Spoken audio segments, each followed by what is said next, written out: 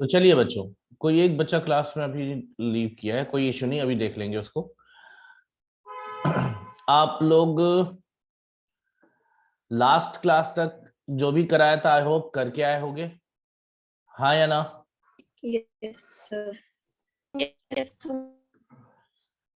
चलिए, very good बेटा, very very good. अब हम स्टार्ट करते हैं प्रैक्टिकल प्रॉब्लम्स। देखो मेथड्स हमने सारे के सारे डिस्कस कर लिए थे, तो अब मेथड कोई भी आए हमें प्रैक्टिकल क्वेश्चंस को डील करना है, मतलब ऑब्वियसली न्यूमेरिक प्रॉब्लम्स को डील करना है।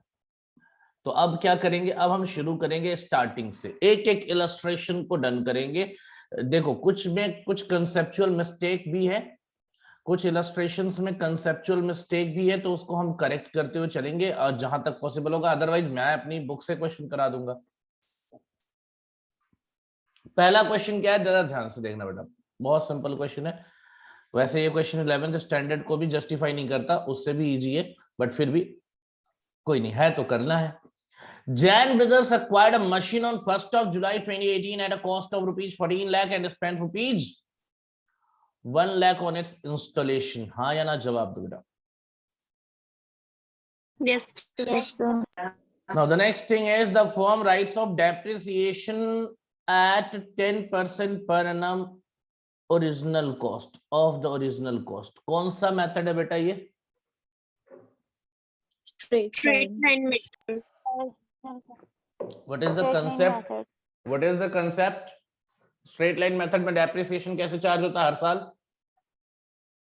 Original cost. Very good. और हर साल जो डेप्रिसिएशन होगा वो क्या होगा? सेम होगा, इक्वल होगा। Very good. तो देखो बुक्स जो क्लोज होती है बेटा वो कब क्लोज होती है, कहते हैं 31 दिसंबर को, 31 दिसंबर। अब आपको 2 साल की अकाउंटिंग मांग रहा है, that's not a big deal, बहुत सिंपल क्वेश्चन है। चलिए मैं तो शुरू करता हूँ, ठीक है ना? आपको इस चीज की टेंशन नहीं लेनी, बहुत सिंपल है, कोई इतना बड़ा मुश्किल पॉइंट नहीं है। मैं शुरू करता हूँ बेटा। तो देखिए जरा, मशीनरी अकाउंट बनाना है हमें इलस्ट्रेशन नंबर 1 में for 18 and 19, 2018 and 2019. Illustration number 1, we are going to prepare machinery account.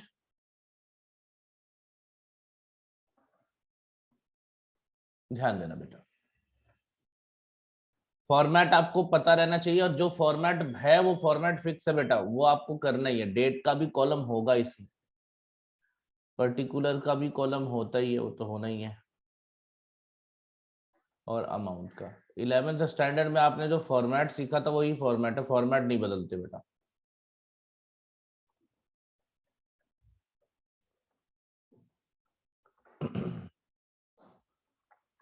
चलिए, तो यहां तक किसी को कोई दिक्कत हो तो बता देना मुझे, फॉर्मेट तो यही है, सबको पता है। अब हम शुरू करेंगे क्वेश्चन का सॉल्यूशन। देखो जी, मशीन खरीदी कब थी इन्होंने? 1 जुलाई 2018। तो पहले तो यहाँ पे देखो 2018 लिख देता हूं मैं, 2018 जुलाई 1 को खरीदी थी। देखो जुलाई 1 को जो मशीन खरीदी थी, खरीदी तो 14 लाख रुपए में थी, लेकिन उसको इंस्टॉल कराने में 1 लाख रुपए का खर्चा हो गया था, तो टोटल कॉस्ट कितनी हो गई बेटा? 15 लाख, है ना? तो लिख देंगे टू बैंक अकाउंट कितना? 15 लाख। कोई दिक्कत? No, sir. 15 लाख मशीन की कॉस्ट हो जाएगी, हाँ या ना जवाब दो मुझे, फटाफट जवाब दो। Yes, sir. Yes, sir. Depreciation कितने % लगेगा, कौन से मेथड से लगेगा बताओ फटाफट। 10% लगेगा। मेथड Straiट ओरिजिनल कॉस्ट पे।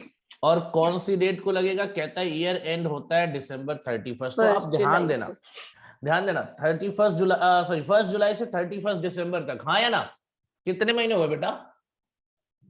6 months। तो डेप्रिसिएशन वो हाफ हो जाएगा, 6 महीने का हो जाएगा। बाय डेप्रिसिएशन अकाउंट कितना आ जाएगा बेटा, फटाफट जवाब दो मुझे। 75,000। 75,000, वेरी गुड। और फिर क्या करेंगे हम, क्या निकालेंगे? बाय बैलेंस कैरी डाउन, कितना? 14,25,000। 14,25,000। Very good, yes sir.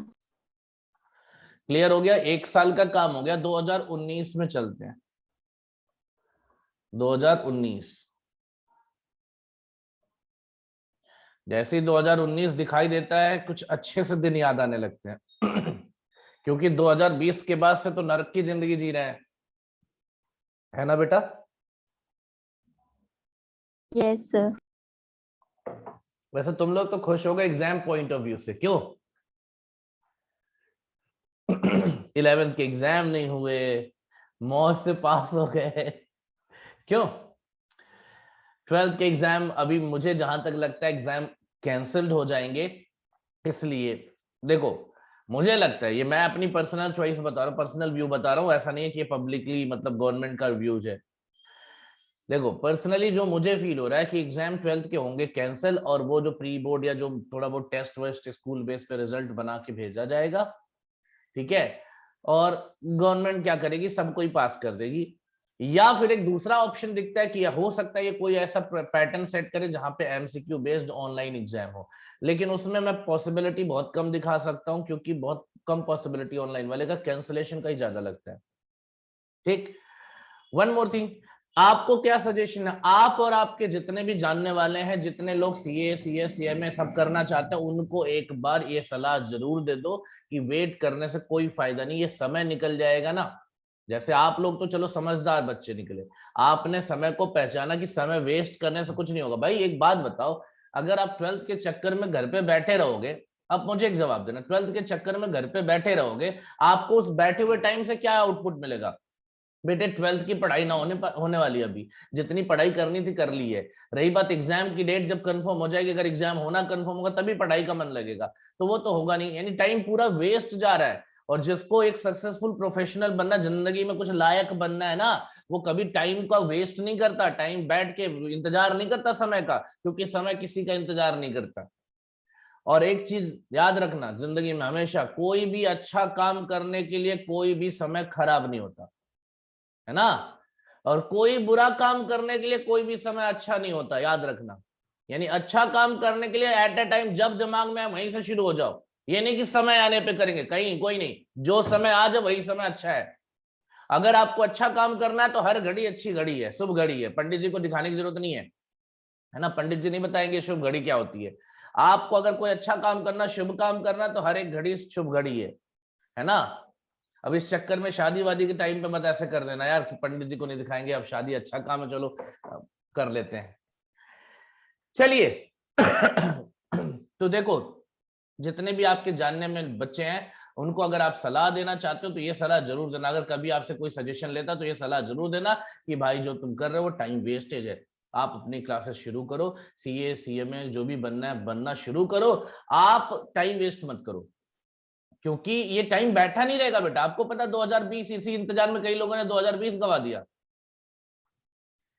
मेरे पास कई बच्चे थे, अब सुनना ध्यान से, मैं समझा क्यों रहा हूं आप लोगों को, क्योंकि आप में से अगर किसी के मन में ऐसा है या आपके जानने में किसी के मन में आए तो आप उसको समझा सको। 2020 में मेरे पास करीब करीब मानकर चलो 15 से 20 बच्चे ऐसे थे हमारे, मतलब मेरे जानने में, जो इस इंतजार में क्लासेज नहीं शुरू किए, इस इंतजार में अपना सीए नहीं शुरू किया कि भाई हम ऑफलाइन मोड पर आएंगे, हम ऑफलाइन मोड पर आएंगे, ठीक है ना, याद रखना।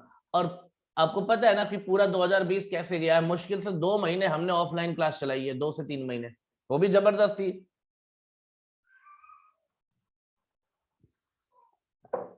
हाँ या ना, आप खुद जानते हो यार, आप खुद जानते हो, बड़ी मुश्किल से अभी अभी तो तुम लोग के स्कूल खुलने ही वाले थे, अभी कुछ दिनों पहले ही तो खुले हैं स्कूल, और खुलते देखो फिर क्या हो गया, बंद हो गया, और पूरा फुल फ्लेज कहां ओपन होने दिया। तो ऐसे ही हमारा भी था, मुश्किल से 2-3 महीने चलाया हमने, उसके बाद हम फिर से ऑनलाइन पे आ गए। तो अब सोचो, जिस बच्चे ने पिछले मार्च में ये सोचा था कि हम ऑफलाइन में आएंगे, अभी नहीं करेंगे, उसका अभी ये मई चल रहा है 2021 का, 1 साल से ज्यादा टाइम उसका वेस्ट हो गया। तो बच्चों आप लोगों को भी यही सलाह है कि कभी भी किसी के दिमाग में अगर ये ऐसा ख्याल आ रहा है तो उसको, आपकी भी जिम्मेदारी उसे दूर करने का, कि भाई देखो गवर्नमेंट को कोई फर्क नहीं पड़ता आप बर्बाद हो जाओ, मैं सच्ची बात बताऊं, एजुकेशन में हमारा देश बर्बाद हो जाए ना, तो कोई भी गवर्नमेंट, मैं किसी पर्टिकुलर गवर्नमेंट का बंदा नहीं हूं, ना किसी को सपोर्ट करता हूं गवर्नमेंट को, ना किसी को अपोज करता हूं। जो अच्छे काम करता है वो मेरा अपना है, जो बुरे काम करता है उसी को मैं कोसता हूं। तो मैं लेकिन एक बात पे मैं हर एक इंडिया में एक एक कोने कोने में जो एजुकेशन सिस्टम है, सारे गवर्नमेंट को मैं एक ही बात जानता हूँ, उनको कोई फर्क नहीं पड़ता कि आपकी जिंदगी बनती है बर्बाद हो जाती है। तो ये education is your own responsibility, self responsibility, कोई दूसरा आपको यहाँ पे सपोर्ट करने वाला नहीं है बच्चे। सो रिमेंबर वन थिंग कि आपको ही डिसाइड करना है, ठीक है ना। यहाँ तो कुछ बच्चे मम्मी पापा के बेस पे होते हैं, मम्मी पापा बताएंगे, जब बोलेंगे तब ज्वाइन करिए। भाई साहब, मम्मी पापा को अपना करियर बनाने में टाइम नहीं मिलता, तुम्हारे करियर के बारे में भी वही सोचे, इतने बड़े कर दिए पाल पोस कर, अब तुम डिसीजन लो ना कि हमें पढ़ना है तो पढ़ना है। मम्मी पापा थोड़ी ना पढ़ाई करेंगे, तो ऐसा भी नहीं होना चाहिए। तो बेटा टाइम आपका बहुत कीमती है, आप उसे वेस्ट मत करना बिल्कुल भी। आप ये समझो कि आप सीए की पढ़ाई शुरू कर चुके हो और आप एकदम डेडिकेशन से पढ़ाई करो। जो आपको होमवर्क दिए जाते हैं ना चारों सब्जेक्ट में, उसको डेडिकेशन के साथ करो। ये मत सोचो कि यार अभी तो बाद में करेंगे। अच्छा, आप में से प्रतीक्षा, तुम्हारी बुक ऑर्डर हो चुकी है बेटा, बुक ऑर्डर हो चुकी है तुम्हारी। बाकियों ने रजिस्ट्रेशन करा लिया है? हाँ, मैसेज आया होगा तुम्हारे पास। बाकियों ने रजिस्ट्रेशन करा लिया है क्या ICAI में? Yes sir. Yes sir. तो बुक्स वगैरह ऑर्डर कर दिया आप लोगों ने? Yes sir. Yes sir. देखो बेटा, अगर नहीं किया होगा तो निधि मैडम से बोल देना, अगर उनसे हो जाएगा तो ठीक, नहीं तो अल्टीमेटली आना तो मेरे ही पास है कि सर जरा देख लो क्या हो रहा है, क्योंकि इस टाइम सर्वर पे दिक्कत आ रही है। अभी तो हालत ये हो रखी है कि मैं रात को 12-1 बजे तक जग जग के बच्चों के, CMA वाले बच्चों के फॉर्म फिल कर रहा हूँ एग्जाम का, इंटर वालों का, और कल आखिरी डेट था, कल खत्म। तो मतलब ये हो रहा है कि सर्वर पे इतनी लोड बढ़ रही है ना कि पता नहीं क्या हो रहा है, ये सारी चीजें डिस्टर्ब चल रही है, अभी समझ में नहीं आ रहा क्या हो रहा है, लोगों ने पूरा ही लापरवाही कर रखी है। चलो बढ़िया, अगर आपने फॉर्म फिल कर दिया तो ये 2018 का काम खत्म हो गया, 2019 में चलते हैं। देखो क्या करेंगे यहाँ पे, कौन सा डेट लिखेंगे, फटाफट जवाब दो। जनवरी 1st। और यहाँ क्या लिखेंगे? टू बैलेंस बीडी हाँ, ड्रॉ डाउन, बिल्कुल बिल्कुल, ड्रॉ डाउन, बिल्कुल सही। अच्छा देखो, ये टोटल आप लोग जरूर लिखना, मैं भले नहीं लिख रहा हूं क्योंकि बेटा देखो एग्जाम में मैं नहीं बैठूंगा, आप बैठोगे, ये जरूर लिखना, ठीक है इतना। अब आप बताओ अगला डेप्रिसिएशन कब लगेगा? 1 जनवरी टू December 31st। बिल्कुल सही बात। तो बताइए कितना Yes, sir. डेप्रिसिएशन लगेगा बेटा, ये भी बता दो। 1,50,000। 1,50,000। श्योर? सिर्फ वो 15 लाख पे पूरी अमाउंट हाँ जाएगी। हाँ, तो ठीक है, मैं वही पूछ रहा हूँ, श्योर है ना, बस ठीक है, बढ़िया, वेरी गुड बेटा, सारे बच्चों ने सही जवाब दिया है। बस मैं यही चेक कर रहा था कि आप लोगों को थोड़ी बहुत बेसिक्स याद है, क्योंकि एडवांस क्वेश्चन कराते वक्त आपको बेसिक्स स्ट्रॉन्ग होने चाहिए। ये कितना आ जाएगा बता दो फटाफट। 12,75,000। 12 lakhs।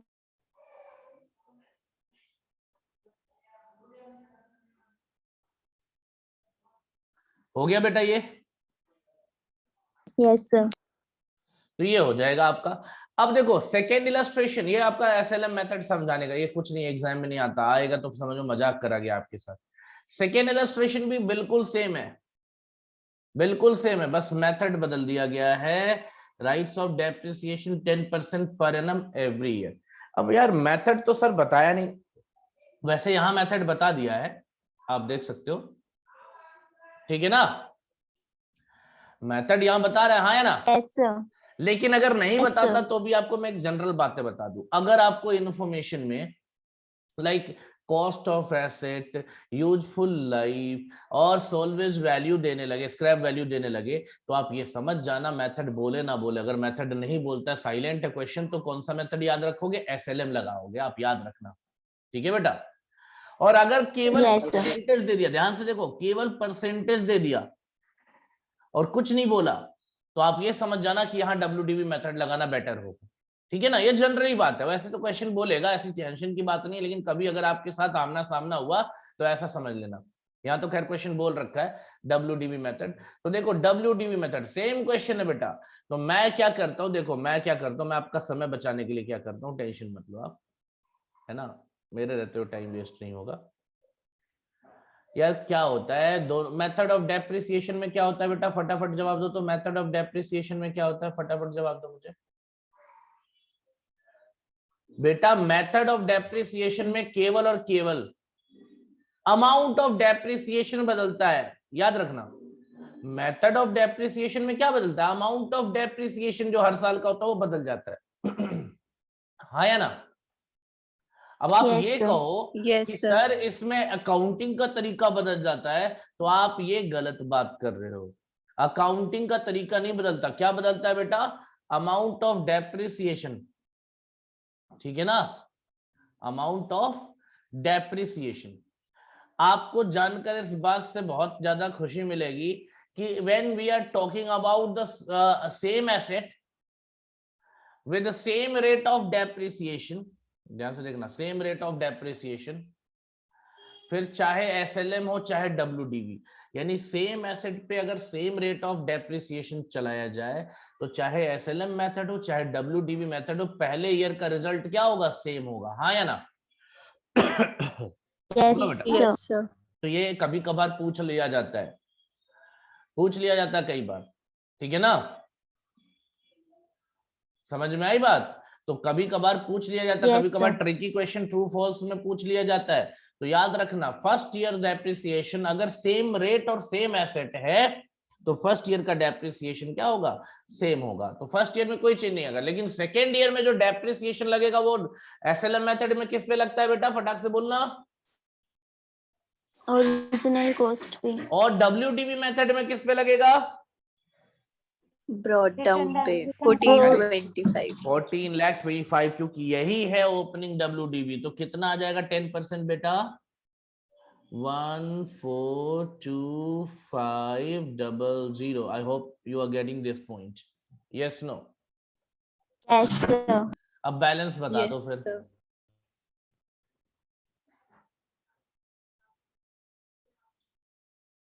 बैलेंस बताओ बेटा। 12,82,500.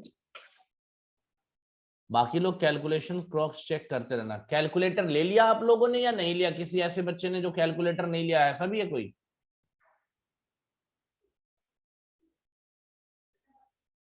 सारे बच्चे कैलकुलेटर ले रखे हो ना? Yes, sir. गुड। तो कैलकुलेशन भी करना सारे बच्चे, याद रखना ये चीज। Now we can go for that. देखो ये आपको मैं एक ही स्क्रीन पे सेम फ्रेम पे कर देता हूँ, आप दोनों का स्क्रीनशॉट ले लो, इलस्ट्रेशन 1 और 2 का एक साथ में। एक मिनट बेटा,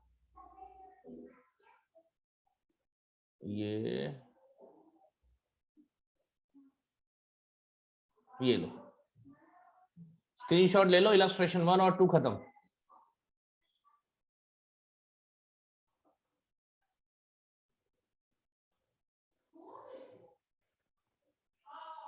Done. Very good. अच्छा, आपने इलस्ट्रेशन नंबर 3 किया था, घर पे करने को बोला था, सारे ईयर का डेप्रिसिएशन निकालने को, आपने निकाला होगा, हाँ या ना बेटा? Yes, sir. Yes, sir. Accounting से मना किया था। अच्छा, किसी बच्चे को कोई दिक्कत आई क्या, किसी एक बच्चे को No, भी कोई sir. दिक्कत आई क्या? नहीं आई, पक्का सोच लो, अगर झूठ बोलोगे तो राहुल गांधी की Yes, sir. कसम है। ठीक है, होमवर्क किया है ना सबने? Yes, Yes, sir. Yes, sir. Good. Megha ने जवाब नहीं दिया, Yes, sir. किया है. और बॉयज ने तो बिल्कुल ही जवाब नहीं दिया। मोहित, संदेश, यस सर। किया है ना? Yes sir. तो यार बोलने में क्या जाता है, तुम लोग डाउट छोड़ जाते हो कभी कभार कि यार ये बोल क्यों नहीं रहे। ठीक है, थोड़ा सा ध्यान दिया करो।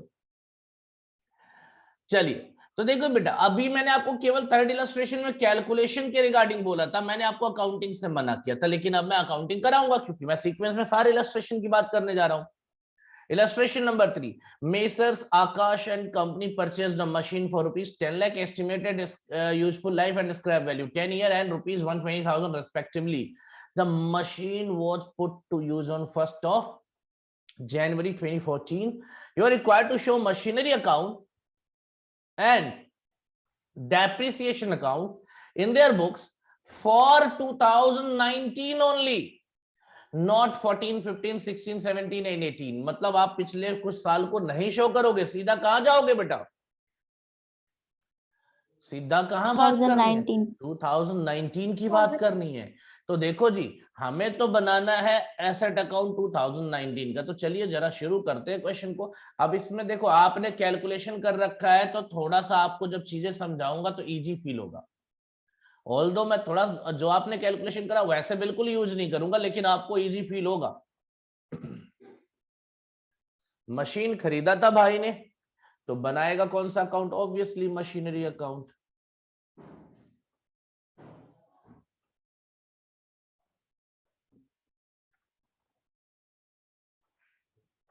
Date, then particulars, then amount.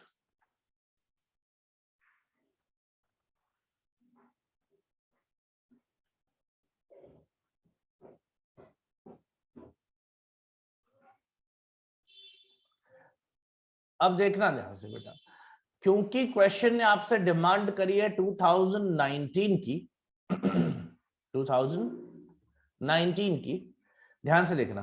तो भाई साहब 2014 से ही एसेट यूज हो रहा, तो जनवरी 1 को आपको क्या निकालना बेटा? टू बैलेंस ब्रॉट डाउन चाहिए कि नहीं चाहिए? बताओ ना, बैलेंस ब्रॉट डाउन चाहिए ना पहले तो। Yes, yes, sir. यानी ओपनिंग बैलेंस या ओपनिंग WDV जो भी बोल दो। तो ये कैसे आएगा? देखो, तो तरीका आपको बताया था सम ऑफ ईयर्स डिजिट का। कौन सा तरीका था? अब देखो 2014 से शुरू हुआ, तो 2014 आपका फर्स्ट ईयर होगा। कितने साल यूजफुल लाइफ था? 1 2 3 4 5 6 7 8 9 एंड 10। इधर मैं ज्यादा नहीं जा रहा हूं, क्योंकि अब देखो हमारी जरूरत यहीं तक, इधर मैंने घसीट दिया। यानी ये 2014 है, ये 15 है, ये 16 है, ये 17 है, ये 18 है, और यहीं पे बैलेंस चाहिए। हाँ या ना बेटा? चलो इसको भी ले लेता हूँ 19। कोई दिक्कत? बोलो बेटा। No, sir. No, sir. अब रिवर्स काउंटिंग में डिजिट लिख देता हूं। सबसे पहले 10, then 9, then 8, 7, 6 and then 5 4 3 2 1। कोई दिक्कत नहीं होनी चाहिए, ध्यान से देखना। मैंने बस इतना इसलिए, क्योंकि इधर वाले को क्लोज क्यों लिख दिया? क्योंकि उसकी यूज नहीं है, उसकी जरूरत नहीं है। 2019 तक का ही बनाना है। तो बेटा 2019 का अकाउंट बनाने के लिए पहले इतना डेप्रिसिएशन हटाना पड़ेगा, इतने साल का। हाँ या ना? बोलो। Yes, sir. तभी Yes, तो sir. 2019, देखो आपको चाहिए क्या? 2019 की WDV। और 2019 की WDV कब आएगी बेटा? जब आपने 2018 तक का डेप्रिसिएशन, यानी कितने साल का? 1 से लेके 5 years.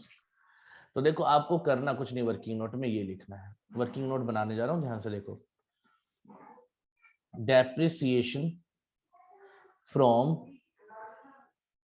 2014 टू 2018, याद रखना दोनों इंक्लूसिव है, तो 5 साल का। कैसे आएगा? क्या फॉर्मूला था बेटा हमारा? Cost of asset minus scrap value. Yes no? Multiplied by Yes, sir. Digits of the year Digit. divided by sum of the year. Sum Sorry, of sum of digits. the digits. Very good.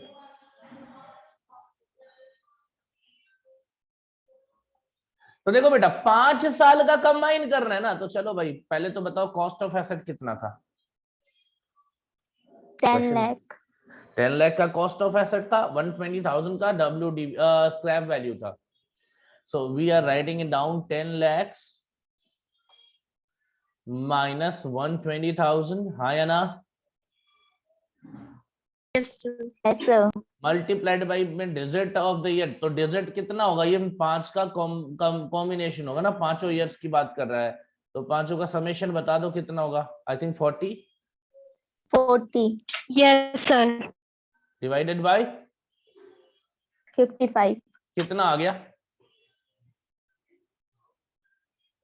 6,40,000. Lakh 40,000. Very good बच्चे, very very good. तो हमें ये थोड़े ना चाहिए था, हमें क्या चाहिए था? हमें निकालना था WDV as on January 1st 2019, yes no? Yes, sir. तो कितने की मशीन थी बेटा? 10 लाख की, और माइनस कर दो अभी तक का पूरा डेप्रिसिएशन यानी 640,000. So what is the opening balance? 3,60,000. So you are getting the fact? Yes no? Clear करो बेटा. Yes, आपको ये बात sir. समझ में आ गई? तो ये Yes, sir. 3,60,000 यहाँ पे लिख देंगे हम यहाँ लिख देंगे 3,60,000. अब क्या करेंगे? अब December 31st को डेप्रिसिएशन चार्ज करेंगे और इधर लिखेंगे बाय डेप्रिसिएशन. सर 2019 का तो डेप्रिसिएशन निकालना पड़ेगा ना. Yes, sir. तो 2019 का डेप्रिसिएशन कैसे आएगा? देखिए आप लोग यहीं पे निकालेंगे. ये तो पहला वर्किंग नोट हो गया ना बेटा. ये तो this one is the first working note. हमने बैलेंस निकाल लिया. Second working note, second working note. अच्छा इसको सेकंड मान लेता हूँ. चलो ठीक है, सेकंड मान लिया इसको. थर्ड वर्किंग नोट पे आइए आप लोग फटाफट. थर्ड वर्किंग नोट क्या होगा? Depreciation for 2019. How will it work? देखो क्वेश्चन का लॉजिक सेम है. आपने सब कुछ कैलकुलेट किया होगा. आपको मैंने इसीलिए बोला था कैलकुलेशन करके रखना. तो 1,20,000 माइनस हो जाएगा आउट ऑफ 10 लाख, और आपका 2019 यानी 6th ईयर का जो आपका डिजिट है वो कितना बेटा? 5. And divided by 55. तो कितना आ गया डेप्रिसिएशन? ये तो निकाला भी होगा आपने. 80,000. 80,000. मुझे लगता है ये पॉइंट क्लियर है बेटा. तो अब क्या करेंगे? फटाफट जवाब दो. Yes.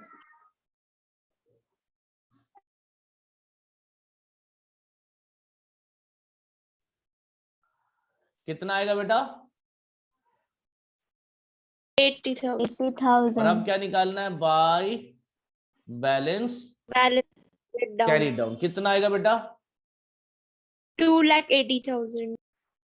केवल 2019 का अकाउंट बनाना था और ये बन गया. सो देखोगे तो मेथड ऑफ अकाउंटिंग यहां भी सेम है, बस अमाउंट ऑफ डेप्रिसिएशन बदलने की बारी थी.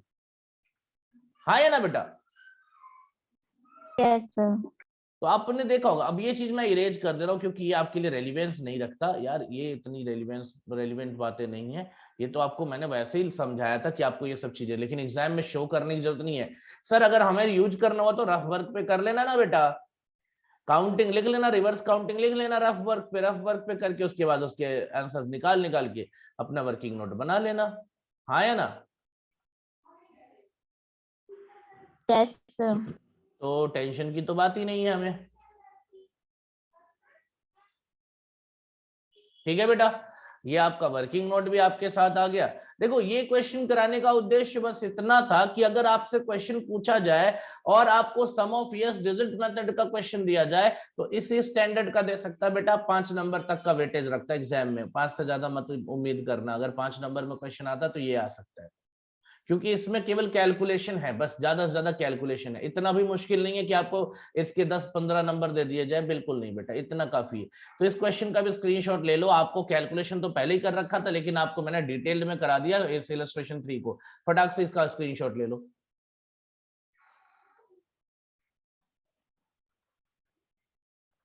Done, sir. ठीक है, चलिए. इलस्ट्रेशन 4 में कुछ नहीं करना था, केवल कैलकुलेशन करना था. मुझे लगता है आप लोगों ने कर लिया होगा.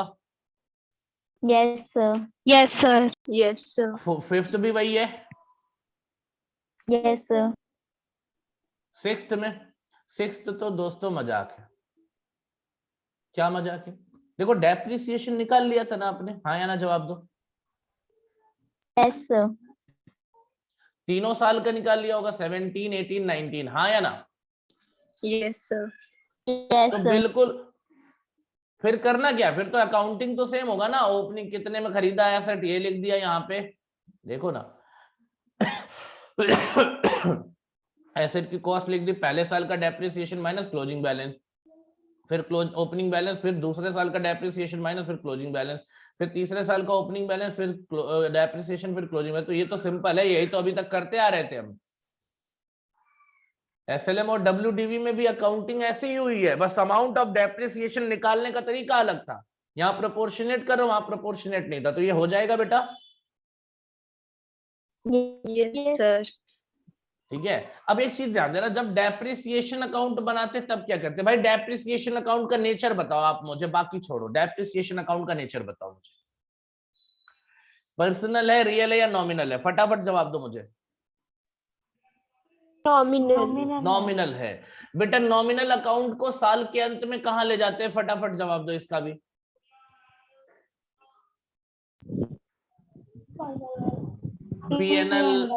पीएनएल अकाउंट के डेबिट में, हाँ या ना? यस तो डेप्रिसिएशन बेटा यहां से देखो, डेप्रिसिएशन अकाउंट यहां से उठाया, ये आपका एक्सपेंस है, डेबिट में लिख दिया, टू क्वेरी लीज ट्रांसफर हो गया, और फिर अगले दिन कहां भेज दिया? पीएनएल अकाउंट में, उसी दिन भेज दिया, सॉरी। फिर 5 लाख ये to PNL, query to PNL. तो यही होता है, कोई भी नॉमिनल अकाउंट ऐसे ही बनता है बेटा, हाँ है ना? बैलेंस नहीं निकलता। आपने पढ़ा होगा लेजर बैलेंसिंग में, नहीं पढ़ा होगा तो वेट करना, मैं भी पढ़ाऊंगा लास्ट में, कि nominal account doesn't have balances, they will be totally written off by transferring them to P&L account, trading and P&L account, ठीक है ना? जितने भी nominal account होते हैं उनका बैलेंस नहीं निकलता, उनको P&L अकाउंट में राइट ऑफ कर देते ले जाके। तो ये चीज मैं सिखाऊंगा आपको, बताऊंगा बाद में, अभी तो जरूरत नहीं है, बस इतना याद रख लो फिलहाल तो, ठीक है ना? यही तो याद रख, यही तो बताना था, तो ये बता ही दिया मैंने, और फिर जब लेजर पढ़ाऊंगा तो उसमें बता दूंगा। तो इतने तक की बातें क्लियर हो तो बताओ मुझे, फटाफट जवाब दो। Yes, yes sir. सर पक्का? Yes, sir. चलिए, वेरी गुड बेटा, वेरी गुड, वेरी गुड। अब आते हैं हम अपने नए टॉपिक पे। देखो कंसेप्चुअल पॉइंट है, प्रॉफिट और लॉस ऑन सेल और डिस्पोजल ऑफ पीपी। क्या है ये?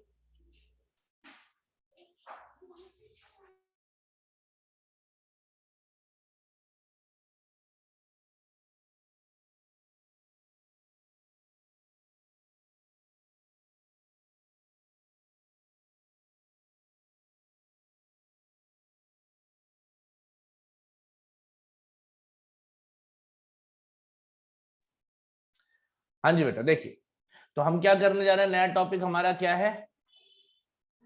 प्रॉफिट और लॉस ऑन सेल और डिस्पोजल ऑफ पीपीई। पीपीई का फुल फॉर्म बताओ आप लोग, जिसने पहली क्लास ली थी। आप सबने ही ली थी पहली क्लास, अब तो पहली क्लास तो आप सबको मिल गई थी, क्यों भाई? ऐसा कोई भी बच्चा नहीं कह सकते सर मुझे पहली क्लास पता नहीं है। ऐश्वर्या ने भी पहली क्लास तो देख ही ली थी बेटा, पूरी तरीके से डिटेल। Yes, sir. तो अब आप बताओ पीपीई का फुल फॉर्म क्या होता है? Property, plant and equipment. Exactly Yes, जिसको हम yes. जनरली क्या नाम देते थे? Fixed asset. क्या नाम देते थे बेटा? फिक्स्ड एसेट्स का नाम देते थे, Fixed assets. Fixed asset fixed assets का नाम देते थे। प्रॉपर्टी प्लांट एंड इक्विपमेंट का नाम क्या होता है बेटा? फिक्स्ड एसेट्स नाम होता है। तो कोई बड़ी बात नहीं, वही चीज है जो आपने बचपन में पढ़ा है वो अलग नहीं, बट हाँ यहाँ टेक्निकल चीजें आएंगी ना, क्योंकि अब आप सीए कर रहे हो। 11-12 तो बस बच्चों वाली बात थी। तो ये कैसे आता है प्रॉफिट एंड लॉस? तो बेटा सेल या डिस्पोजल करते हो तो कुछ अमाउंट मिलता होगा, नहीं मिलेगा तो जीरो है, लेकिन मिलता है, हाँ या ना? तो सबसे पहले हम क्या लिखेंगे यहाँ पे? यस सर सेल वैल्यू, जो कि दिया रहेगा, जो भी होगा सेल वैल्यू कुछ ना कुछ तो दिया रहेगा, हाँ या ना? इसमें से लेस करना Yes. बेटा, ध्यान देना जो मैं बता रहा हूं कैसे, वर्किंग नोट भी ऐसे ही बनता है बेटा। WDV as on the date of sale, जिस दिन एसेट को बेचा गया, जिस दिन एसेट को बेचा गया उस दिन उसकी WDV क्या थी, वो डिसाइड करता है प्रॉफिट और लॉस। तो WDV कुछ नहीं होता बेटा, जो बुक वैल्यू होती है ना, बुक में जो वैल्यू शो होती है जो बुक में वैल्यू शो हो रही है ना वही WDV कहलाता है और कुछ नहीं है। WDV का मतलब क्या है, जो बुक में वैल्यू शो हो रही है कैरिंग अमाउंट, वही तो WDV होता है। आप अगर बैलेंस शीट में दिखाना हो, जैसे मैंने अभी तीसरा क्वेश्चन किया, चौथा पहला क्वेश्चन किया, कोई भी क्वेश्चन तीसरा उठा लो, सबसे नजदीक यही है। तो अगर आप बैलेंस शीट में एसेट की वैल्यू दिखानी है तो कितना दिखाओगे, यही तो दिखाओगे 2,80,000। हाँ या ना जवाब दो, बोलो बेटा। Yes, sir. Yes. Yes, तो sir. ये जो 2,80,000 है ये आपका क्या है, WDV। अब मान लो इसी दिन एसेट को बेच दिया, तो अब एसेट की सेल वैल्यू में से आप ओरिजिनल कॉस्ट थोड़े ना माइनस करोगे, आप क्या माइनस करोगे, यही WDV ही माइनस करोगे बेटा, इसी WDV को माइनस करोगे। हाँ या ना? Yes, sir. तो देखो WDV as on that date of sale minus कर देते हैं किसमें से बेटा, जो आपकी क्या होती है सेल वैल्यू, कितने में एसेट बेचा उसमें से आप माइनस कर दो WDV as on the date of sale. Sir ये कैसे आएगा WDV as on the date of sale? तो देखो भाई आपको चिंता क्यों करनी, जब मैं हूं तो आपको चिंता क्यों करनी, ये जो पॉइंट है इसका कैलकुलेशन कैसे होगा वो मैं आपको बता देता हूं। WDV का मीनिंग क्या होता है,